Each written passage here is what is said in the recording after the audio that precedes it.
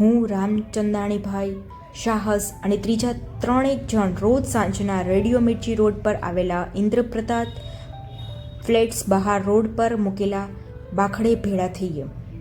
બધા રિટાયર માણસો અલીદલીની વાતો કરીએ ને આરામથી સમય પસાર કરીએ. આજે ઠંડી વધુ હતી ને હું ને શાહભાઈ બે જ આવેલા. ઘણી બધી વાતો કરીને શાહભાઈને મેં પૂછ્યું કે અહીં અમદાવાદમાં મજા આવે છે ને? શાહભાઈનો અવાજ ગળગળાળો થઈ ગયો ને તેઓ બોલ્યા કે હું જ્યાં રેલવેમાં ટ્રાફિક સુપરિન્ટેન્ડન્ટ હતો ને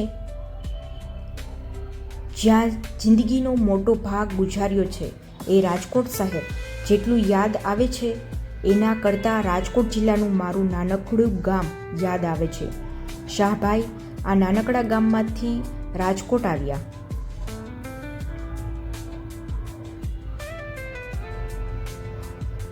ત્યાં જ ભણ્યા ને નોકરી કરી.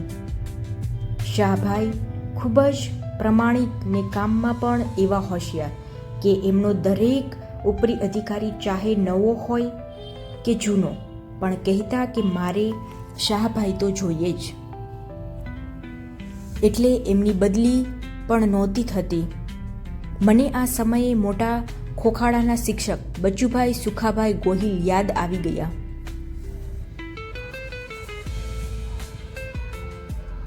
બચુભાઈ માસ્તર ભાવનગર જિલ્લાના નાનકડા એવા ગામ મોટા ખોખાડાની પ્રાથમિક શાળાના હેડમાસ્ટર હતા.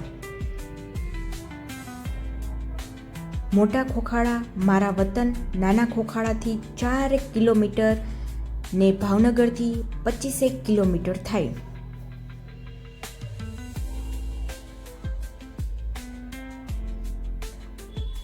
બચુભાઈ કાયમ સફેદ ધોતિયું, સફેદ કફની ને પગમાં ચપ્પલ પહેરતા. માથે સફેદ ટોપી કાયમ હોય.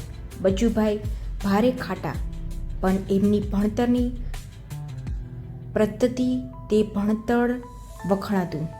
આ બચુભાઈને ધોધા તાલુકાના શ્રેષ્ઠ શિક્ષણનો એવોર્ડ પણ મળેલો. હવે બચુભાઈ રિટાયર થયા. એમનો દીકરો ભાવનગર નજીકના ગામે શિક્ષક તરીકે જોડાયેલા.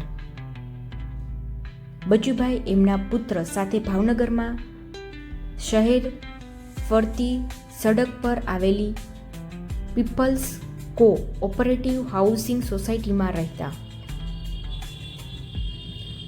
આ લખનારનું ઘર એ વખતે સરદારનગર ભાવનગરમાં હતું. એ વખતે બચુભાઈ માસ્તરનો હું ભૂતભર્યો વિદ્યાર્થી એટલે મારે ઘેર આવ્યા. મેં પૂછ્યું કે સાહેબ ભાવનગર ફાવી ગયું ને?